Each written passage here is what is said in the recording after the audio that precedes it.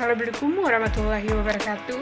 Pada kesempatan ini saya akan menjelaskan mengenai parameter fisika, parameter kimia, dan parameter biologi dalam air limbah berdasarkan Permen LHRI nomor 05 tahun 2014 serta analisis potensi dampaknya yang relevan, terutama untuk industri seperti PT Silver Drilling SCD. Air limbah mengandung berbagai jenis zat yang dapat mempengaruhi kualitas lingkungan dan parameter ini dibagi menjadi 3 kategori. Yang pertama, parameter fisika. Parameter fisika terdiri dari suhu, TTS, TDS. Suhu air limbah mempengaruhi kelarutan oksigen dalam air. Jika suhu terlalu tinggi dapat mengurangi kadar oksigen terlarut yang penting bagi kehidupan akontik. Kemudian TDS mengukur jumlah zat padat terlarut dalam air seperti mineral dan garam. TDS yang tinggi dapat mempengaruhi rasa, kualitas, dan kemampuan tanaman serta organisme hidup. Kemudian TTS untuk mengukur partikel-partikel tersuspensi dalam air yang biasa berupa lumpur atau bahan organik lainnya. TTS yang tinggi dapat menyebabkan kekeruhan air, mengurangi penetrasi cahaya. Kemudian yang kedua yaitu parameter kimia terdiri dari pH, COD, klorin. pH mengukur tingkat keasaman atau kebasahan air limbah. pH ekstrim atau terlalu tinggi, terlalu asam atau terlalu basah dapat merusak ekosistem perairan dan pipa instalasi. Kemudian COD mengukur jumlah oksigen yang diperlukan oleh organisme untuk menguraikan bahan organik dalam air. Tingginya COD mengindikasi pencemaran bahan organik. Kemudian klorin bebas, amonia, sulfat, zat-zat kimia yang sering terdapat dalam air limbah industri. Kadar tinggi dari senyawa ini bisa berbahaya bagi organisme perairan dan kualitas air secara keseluruhan.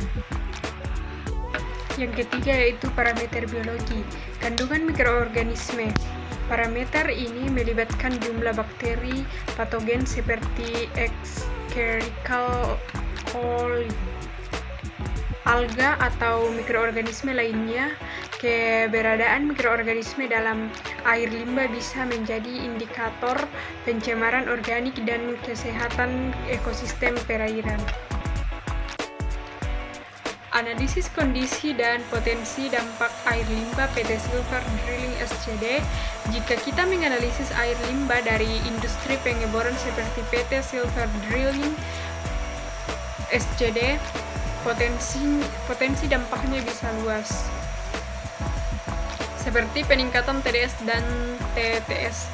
Kegiatan pengeboran dapat meningkatkan padatan tersuspensi dalam air yang bisa menyebabkan sedimentasi di dasar perairan, serta menurunkan kualitas air bagi penggunaan manusia dan ekosistem perairan. Kemudian pencemaran kimia.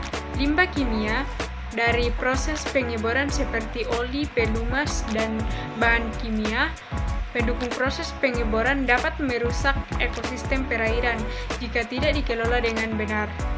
Kemudian pengurangan ekosistem terlarut. Tingginya nilai BOD dan COD dalam air limbah dapat mengurangi keadaan oksigen terlarut yang berdampak buruk bagi organisme akuatik. Kemudian pH tinggi seimbang.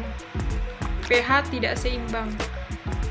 Limbah kimia dari proses pengeboran juga bisa mengurangi pH air, menyebabkan ekosistem pipa dan menyebabkan korosi pipa dan merusak ekosistem air. Pembahasan standar baku mutu air limbah. Menurut Permen LH nomor 5 tahun 2014, standar baku mutu air limbah yang harus dipenuhi oleh industri pengecoran seperti PT Silver Drilling SCD mencakup batasan-batasan tertentu untuk parameter tersebut. pH harus berada di rentang 6-9 untuk memastikan tidak terjadi kerusakan ekosistem air dan infrastruktur. BOD dan COD. Nilai maksimum BOD biasanya diatur di bawah 50 mg per liter, sedangkan COD di bawah 100 mg per liter untuk mencegah pencemaran organik. Kemudian TTS. Nilai di batas TTS seringkali diatur di bawah 100 mg per liter. TTS yang terlalu tinggi dapat menurunkan kualitas air. Kandungan logam berat. Unsur-unsur seperti merkuri, timbal, kandium juga diatur dalam kadar yang sangat rendah karena dampaknya yang sangat berbahaya terhadap kesehatan dan lingkungan. Kemudian klorin bebas tidak boleh melebihi